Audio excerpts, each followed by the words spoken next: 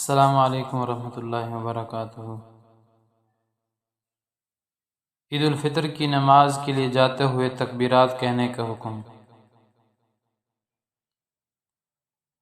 آپ یہ بات جان لیں کہ جس طرح عید الاضحیٰ کے موقع پر عید نماز جانے کے لیے یا عیدگاہ جانے کے لیے تکبیرات تشریق پڑھی جاتی ہیں، اللہ اکبر لا الہ الا اللہ واللہ اکبر وللہ الحمد، تو یہ جو تسبیحات ہیں اس کے متعلق میں آپ کو بتلا دوں کہ چاہے عید الفطر ہو چاہے عید الاضحیٰ ہو، ان دونوں نماز کے لیے جانے کے وقت ان کو پڑھا جائے گا۔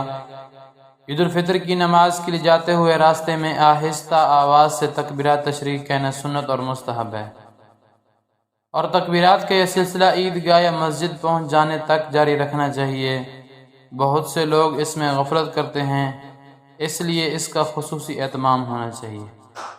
عید الفطر کے دن بھی عیدگاہ آنے سے پہلے یہی ترتیب ہوگی کہ آتے ہوئے رستے کے اندر اللہ اکبر لا الہ الا اللہ واللہ اکبر وللہ الحمد، ان تکبیرات تشریق کو آہستہ آواز کے ساتھ پڑھتے ہوئے عیدگاہ کی طرف آنا ہے۔